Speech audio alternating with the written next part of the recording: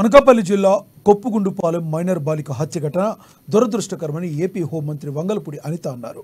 నిందితుడి కోసం ప్రత్యేక పోలీసు బృందాలు రంగంలోకి దిగాయని, ఎట్టి పరిస్థితుల్లో నిందితుడిని పట్టుకుంటామని స్పష్టం చేశారు. ఈ కేసులో పోలీసులు నిర్లక్ష్యం వహిస్తే ఖచ్చితంగా చర్యలు తీసుకుంటామని అనిత హెచ్చరించారు. సీఎం చంద్రబాబుతో మాట్లాడి బాలిక కుటుంబానికి న్యాయం చేస్తామని హోంమంత్రి అనిత తెలిపారు. పోక్సో చట్టం ద్వారా అబ్బాయి జైలుకి కూడా వెళ్ళాడు. మొన్న రిమాండ్ కూడా పంపించారు. మొన్న రీసెంట్ గా ఒక 15 రోజుల క్రితం అతను జైలు నుంచి బెయిల్ మీద బయటకు వచ్చాడు. వచ్చిన తర్వాత అమ్మాయిని హత్య చేయడం జరిగింది. దానికి సంబంధించి ఇంచుమించుగా 18 పేజీల వాంగ్మూలం కూడా వాంగ్మూలం ఒక లెటర్ కూడా పెట్టున్నాడు అక్కడ. అతనైతే ఇప్పుడు మనకి పరారులో ఉన్నాడు. ఎట్టి పరిస్థితుల్లోని కూడా పోలీస్ డిపార్ట్మెంట్ అంతా కూడా సుమారుగా 8-9 బృందాలు కూడా ఏర్పాటు చేయడం జరిగింది. అన్ని బృందాలు కూడా ఈ రోజు అతనికి పట్టుకోవడానికి ప్రయత్నం కాదు, ఎట్టి పరిస్థితులు పట్టుకొని తీరుతాయి.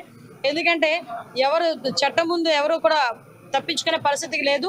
డెఫినెట్ గా ఎవడైతే హత్య చేశాడో అతన్ని ఇమీడియట్ గా మేము పట్టుకునే ప్రయత్నం కాదు, పట్టుకొని తీరుతాం.